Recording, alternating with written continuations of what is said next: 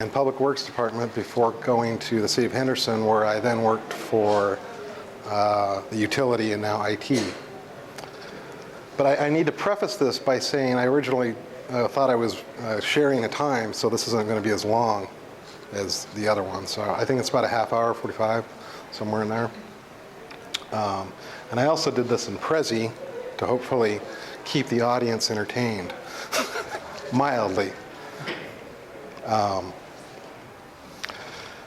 So I also could have chosen to do like a project-specific type thing, and I thought, well, I'll just do something that people can find helpful and maybe implement in their own thing, rather than going on about this or that. So everyone knows what Python is here? Right? Does everyone know what ODBC is? Does anyone know what YAML is? No. Okay, YAML is a little bit different. No. I thought it was a typo. Right, could have been. So originally I was going to do 3 useful Python modules, but I am only going to do 2. I'm not going to talk about LXML, which is another helpful XML parser. So I'm going to talk about PyODBC, which is a Python-based ODBC library, which allows you to connect to virtually any type of database. And then PyYAML, which deals with configuration files. So first we'll talk about PyODBC. And I use this a lot. So what is it? It's a Python module, like I said, that allows you to use ODBC to connect to almost any database. So this allows you to issue the power of SQL against a database, right? Just with native SQL, select, insert, update, whatever it may be. And doesn't come with Python. You got to go and get it. So it's hosted at Google, and this isn't the URL here isn't. You can't quite see it, but if you just Google PyODBC, you'll get to it, and then you'd get like most likely that one right there, 2.7 for 32-bit.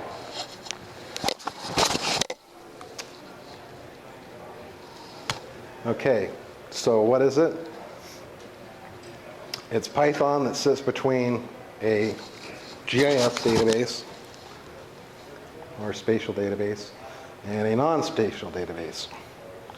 So over here we got most likely ArcSDE, file or personal geodatabase, and I guess you could, I've never done it, but I guess you could try a shape file. Here you would have your cursor, your Esri cursor. So whether it's search, update, insert, a DA cursor, or a standard cursor, and then direct connection is kind of an experimental thing where essentially you would bypass Esri altogether and just, so if you had Oracle Spatial, or I think a lot of a SQL Server now is getting a spatial field.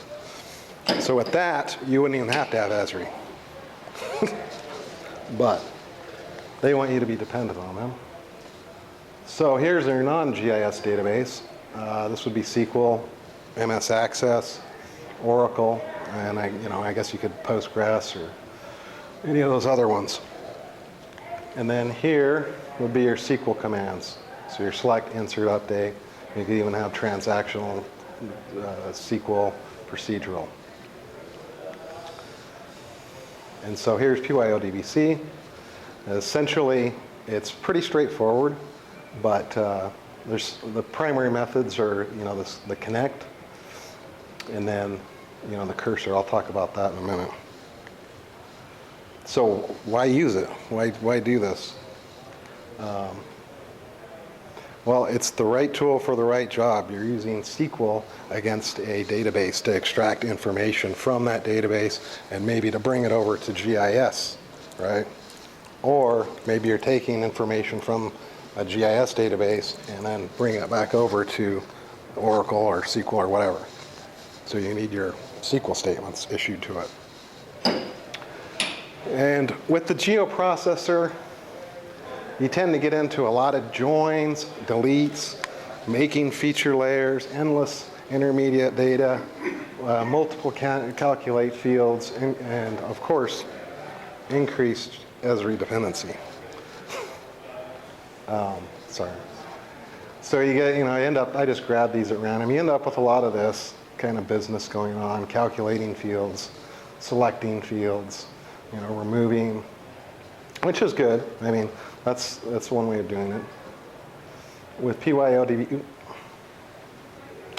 you get what you need through the SQL, and you move and you manipulate the data quickly with stock Python functions. So like I said, GIS, it's bidirectional as well. So GIS data to non-GIS database, non-GIS database back to GIS data. So this is kind of a rough thing that I just threw together, but generally you'd have a connection string here. Some of you are probably familiar with that already. I'll go into more detail on this. Change your password string. What's that? Oh yeah. Right. That's kind of a redaction. But right here is where you would formulate your connection object, and then here would be your cursor object, and then you got your SQL. So you could go into SQL Server or Oracle and put that same statement, and you should get some output. Otherwise, you don't have a good SQL statement. And that basically brings out a Oracle row object, or a row object, and then you can just iterate through that. And then the row is all the fields. So row 2, I just grabbed these just for the hell of it. Row 2, row 3, description, and then maybe I got my chords here. I spin this up into a tuple, and then I feed it back into an Esri cursor, and then I insert it back into SDE. So usually through a shape XY, shape at XY, through a DA. All right. So we'll talk a little bit here about the connect method, which is the first thing you need. Connect is basically deals with the connection string. This is straight from the PyODBC site. So your connection is just going to be your connection string, and they differ depending on it, whether it's Oracle or Access or SQL Server. There's some changes there in terms of, a lot of people say host, user, password. PyODBC uses server UID PWD, and those are right there. So you got to form a connection to it first before you can get data out of it or put data into it. And then there's some other arguments here, which I don't really use except for auto commit. I don't bother with any of that. So auto commit's important because usually like a database like SQL Server will be set to auto commit, but something like MS Access isn't. So if you don't have it set to auto commit, then you got to issue a commit statement. So you might as well just set it to auto commit. There's the other same example. Connections. So now connection's just a connection object, right? And if you have, want to find out more about connection strings, you can go to the PyODB site, and they got connection strings that helps you formulate it. All right, so cursor. This is where you would issue the command to the database, and there's really only,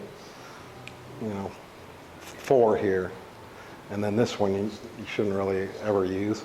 So really, there's only 3 things that you need to worry about. Execute, right? So this is just the execute function embedded in the SQL embedded into the execute function within a loop. And it returns an iterable object. So I made I meant to learn a lot about Prezi while I was doing this. And there was something, a little bit of a learning curve, and I wanted to try out different things. So this was a video that Calvin helped me redact my passwords. up there. Oh, wait. Yeah. So right here, you import PyODBC. Here's your connection string. Here's your connection object. And then you get your cursor, insert your cursor. And in this case, I've just got a case ID, I think that is, just for demonstration purposes. So it's just a variable. That variable could come from anywhere. Select from this table where the case ID is equal to that. And this is going to a concate database here. And then I'm just going to iterate through and just print these out, just for simplicity.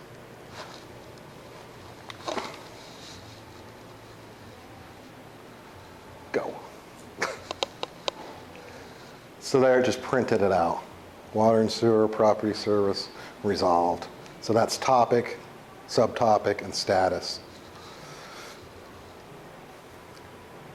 And that could be any field that you have. You just, row, whatever the field name is. All right, so on to fetch and fetch all. Fetch one and fetch all. So these is just telling it, give me this data, and either return just one of them, or return all of it, or return a sample set, right? Fetch one, fetch all, fetch many. And I never really use fetch many, but I suppose you could. Fetch one, so that's just going to return your first record, right, that it hits. Fetch all is going to return a list of rows. It's going to return the whole thing. And then fetch many, you would just quantify it by saying a size here. Give me 20 rows, or whatever, 100 rows. And that is row, cursor, fetch one, right there. Rows, cursor, fetch all. That's, again, on PyODB's site. Commit rollback, like I talked about, SQL servers usually set up to be auto commit, MS Access. No, I guess you could, but I only say that because I spent like 2 days trying to figure out why I could not commit this, only to find out that Access isn't by default set to commit. And then, of course, you want to close your objects, and there's other here, and if you're a DBA and you're into all this, go run with it. But I've never gotten into a lot of these. Row ID column, blah, blah, blah. I mainly did this just so I could try this scrolling thing out. There we go. So that's the cursor. Putting it all together, here's the generalized overview. So on this side, we got Oracle, SQL Server, Access, other, and then maybe you got SDE, or file geodatabase, or shape here. So in the first case, I'm going from the non-spatial database to the Esri. So this would be something where I've got a system where it's not not a GIS system, but we need that information. So I need to pull it out and then either add it to this GIS information or do whatever with it. So you instantiate a connection, run your cursor, insert your cursor, issue your SQL statements. So you can issue your select statements here, and that's going to return a row, right? And at this point, an iterable row. At this point, this is where all of your data manipulation can take place. So you can do your data type conversions, your slices, your concatenations, your dictionary calls. You can send it off to Arc Server and ask it what, if it's an address, ask it what its coordinates are. Just instead of sending it to a locator, Esri locator. So you would iterate, if you see the logic there, you're iterating through the row, and then, okay, so back to our example of sending it to Arc Server to geocode, that's what I meant to say, locator. You send that address via HTTP request, and it should, if there's a valid address, return to you those coordinates. From there, you can feed your coordinates into SDE, right? So at this point, is this a valid address, Arc Server? Yes, it is. Okay, as recursor, now it's your turn. Insert or update. So this is actually a nested loop. And if you needed to do anything else along the way, like uppercase, lowercase, change things, split this, split that, you can. Now in the second case, you're going from GIS database to a non-GIS, Oracle, SQL Server, whatever it is. So here you would insert your Esri cursor into that. Here we use insert update cursors. Here we're going to use search because we're trying to get information. And then we're going to iterate through that. Again, your data manipulation can take place here, but you're also going to be creating SQL strings from the variables that you're gathering here, right? So you create SQL statements, which are then issued via PyODBC as insert or updates generally into the Oracle or the SQL Server. So an example. I have one question. Go ahead. Yeah, if I'm going too fast. So, if I have access file, say, of points, and they have the coordinates with the attribute, they have the coordinates with the table. Okay. Now, if I bring it back to using PyODBC in the GIS, will it automatically show me the location of the point? If you do what now? So, say I have access file. Okay. And I have the points. Okay. And with each point, I have the coordinates. Right. Okay, X and Y coordinates. Now, if I bring back the access file and process in PyODBC and then bring it to GIS, Okay. and then will in GIS layer will it show me the coordinates of the point? I mean, will it automatically create a shapefile for me, pointing? Yes. Well, you would use. I use a DA cursor, so you would use the options for shape at XY or shape X. So you form a tuple, and then part of that tuple would be the coordinates, right? So in your case, they would be the variables. So that would have to be a variable X and Y. And then once Esri understands, the DA cursor understands that the last part of that tuple is this shape geometry. So yes.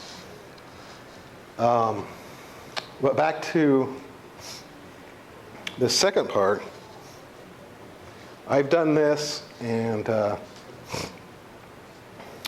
I've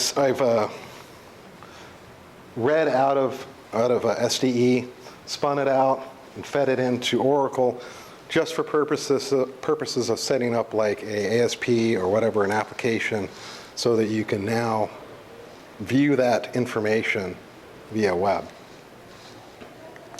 And I've done this, like this is a summary statistics thing. So I'm sending the cursor into SDE or to whatever it is, and then gathering up all the data. This is utility data here. So here's all the pipe sizes. Here's the miles, length in miles, and then you've got the different ownership up here. So here we've got 7 miles of existing active that's LVWD.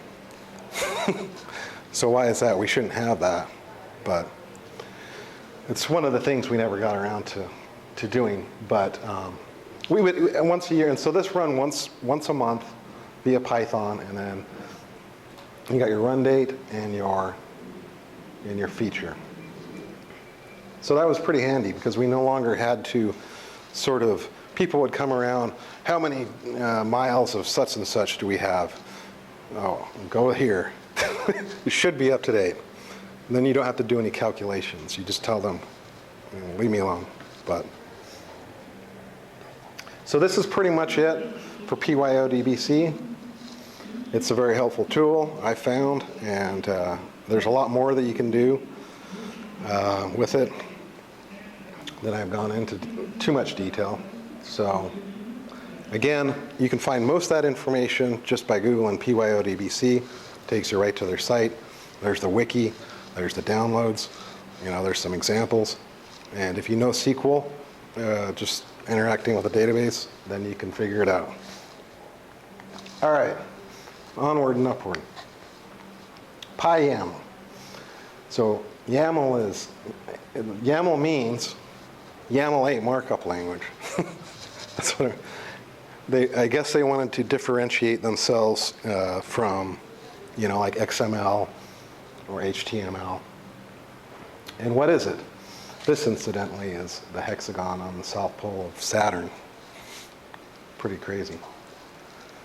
It's there. But back to YAML.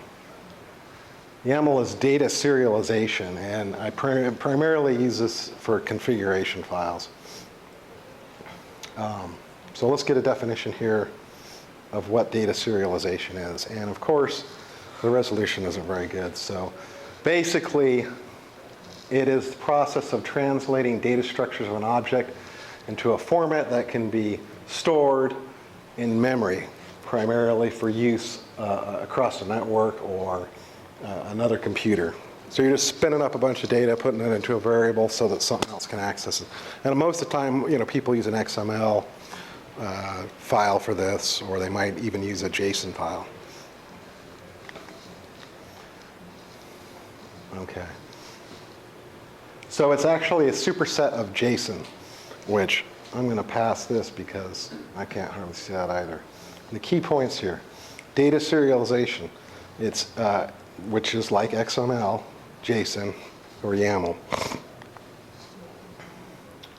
So in terms of a configuration file, this is, a configuration file is something that a connection or variable or some data that you're always using. You're always going back to in your script. Why don't, it's something that, and when you're first starting out Python, you end up putting the full length of it. And I'll get into that in a little bit. So you can store anything in that.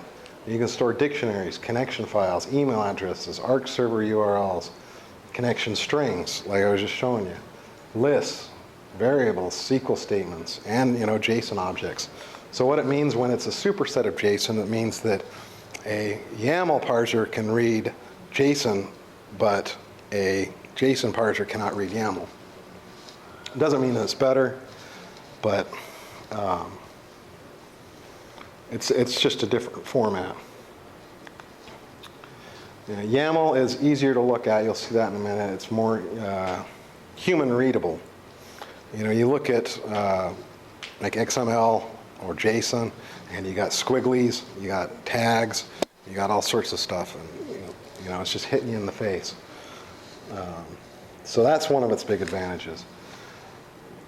And like I said, it's more robust about embedding other serialization formats, whether it's JSON or XML, into a YAML file so that it can be read via a YAML parser. Disadvantages: no tabbing. Only spaces. It won't let you tab. It doesn't like tabs at all. Only space. What is it on Karate Kid? Wax on, wax off. And JSON's faster, although, JSON's faster, and you wouldn't use YAML really to transmit data, because that's what JSON's good at. It's for moving data from here to there. I guess you can use YAML, but I don't. I just soon use JSON for that. Okay. All right. Example script without a configuration file. Now this is mine. This is from like 3 or 4 years ago. And this to me now is ugly. In forums, a lot of forums, back in Warcraft, I used to play that, and I'd go to the forums, and someone would get on there and put everything in capital letters, and no paragraphs at all, and you would call it getting critted by a wall of text, because nobody reads that shit. You look at it, and it's just, nobody's going to read that. So it's the same with scripts sometimes, and that's the mistake a lot of times is made. Well, you start out doing that. Everyone starts out doing that. It's just, row after row here. It's very difficult. But it's still functional. This thing still runs. But so here I got SDE connection files. Well, that could be kept in a YAML file. I don't need to keep that here, right? You can just get a YAML, spin it up into a variable, and access it that way. You know, I've got directories. I've got all kinds of directories here. I've got email addresses. Look, I still have Sindel on this thing.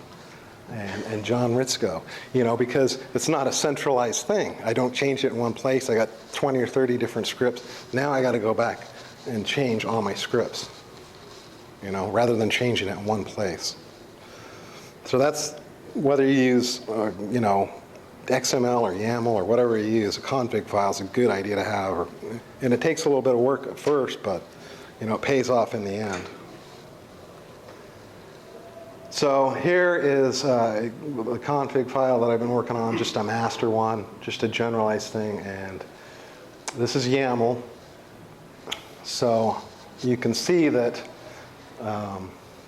like here, email servers I've got, you know, and this is the format you use, basically a variable, like a hierarchy. So EM, this is email, and there's my name, and then this returns a list of my name, because most of the time SMTP is only going to accept a list. It's not going to accept a string for sending this.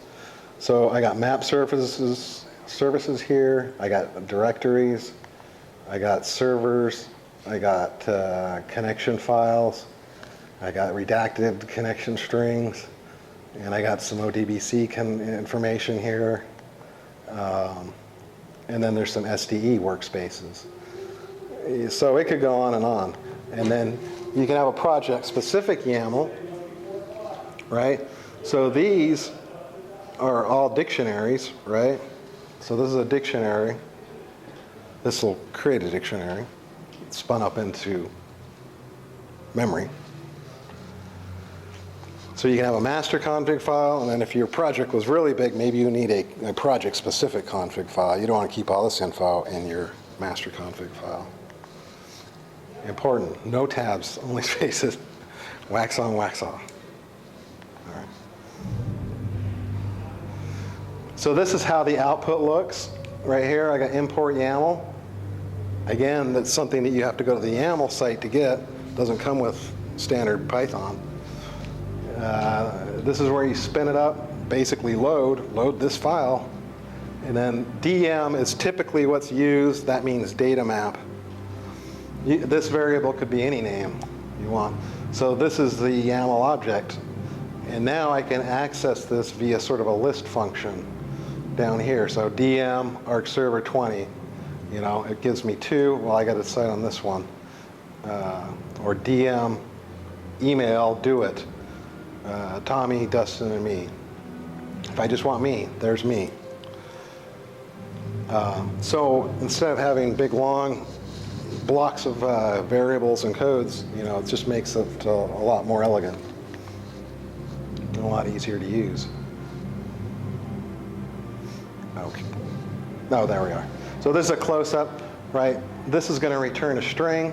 This format here, if I just use a colon and then that's always going to return a string. So if I do DM SMTP, that's going to return this.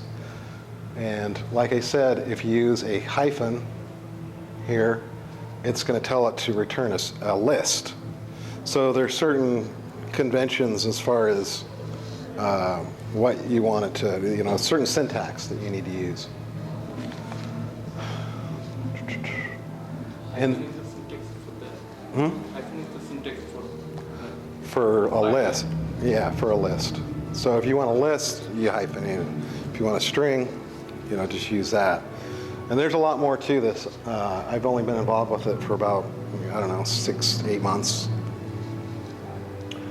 One of the things with Python, like if you ever went to Google or something and apply for a job, you know, you need to, they look at stuff like this. It's supposed to be 80 spaces. So this is 80 spaces, right? I don't know why that is. At first I was like, well, that seems ridiculous. But it makes for cleaner looking code. Here's all the import statements, right? Here's my geocoder now. It's not a big long, so this is pointing to a URL. Here's my source data. Here's my destination, some shapes. So these are all just pointing in different directions. Here's a connection string. Even this list here could be put somewhere else, but so you're probably asking, well, there's no import YAML here.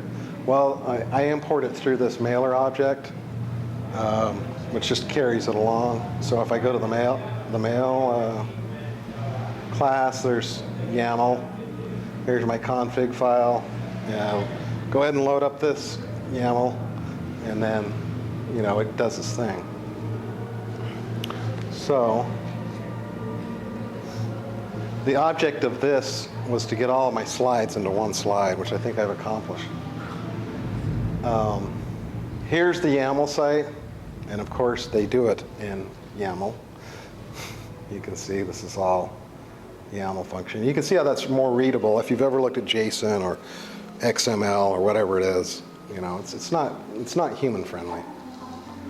And it's just YAML.org, YAML.org, open source, and then there's PyYAML, which is what I use. And yeah, so questions? Hopefully I didn't crash too bad. What? So back to the PyODBC, you showed us that screen where you're going bidirectional. Can you give an example of like how you would do that, like a real world example that you've used just to give us an idea?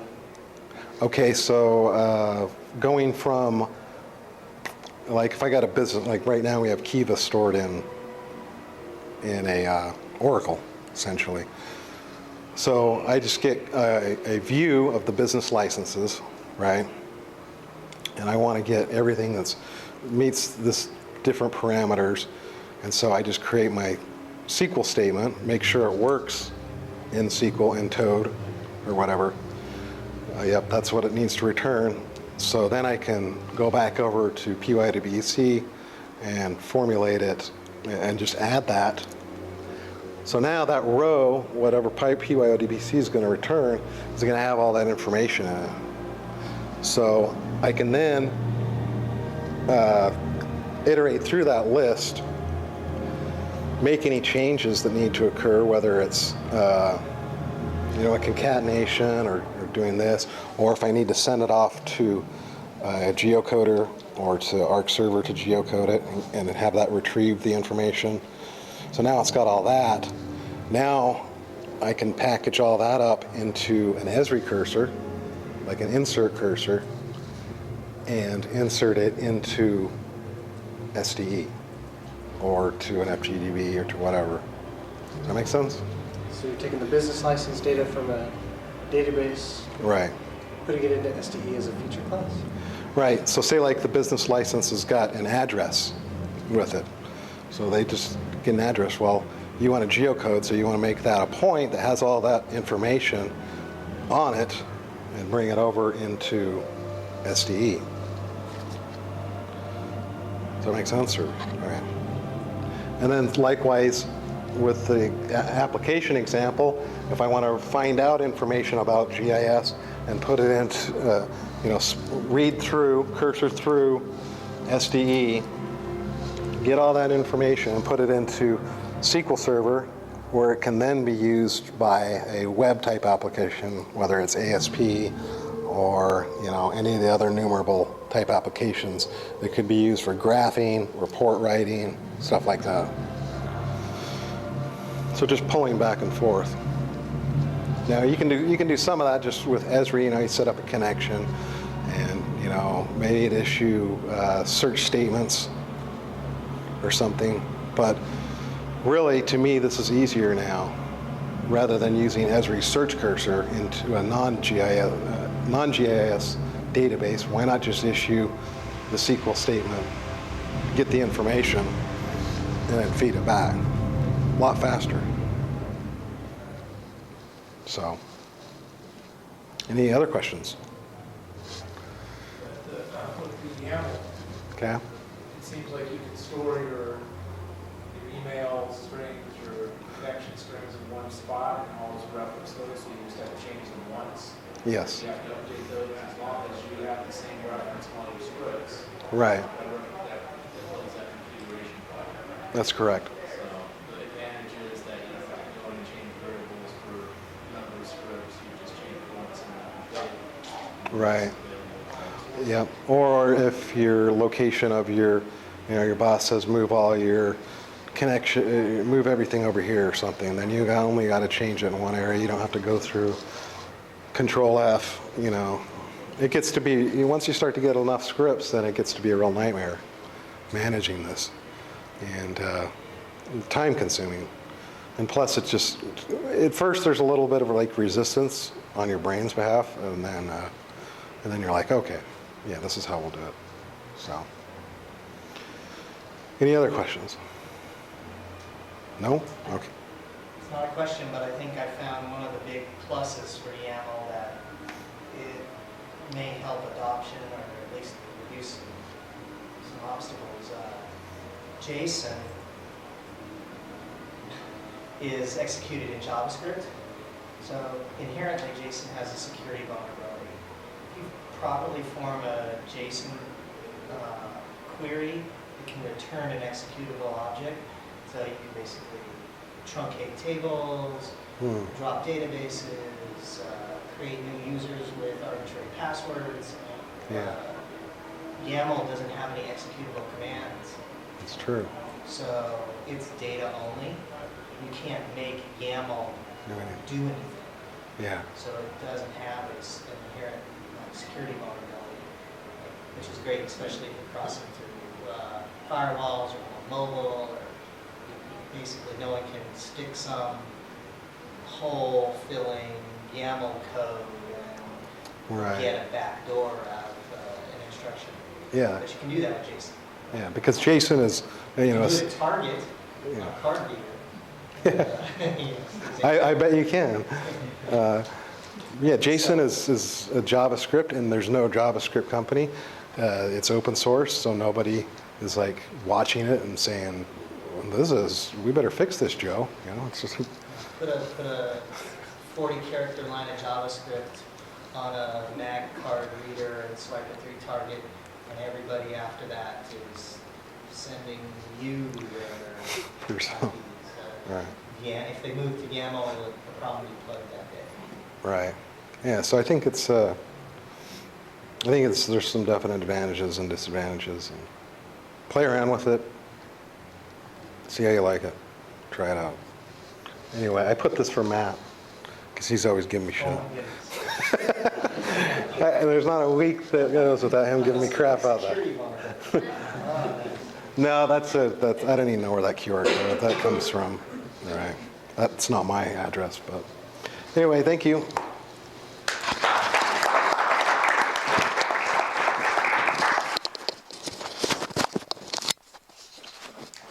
Sure.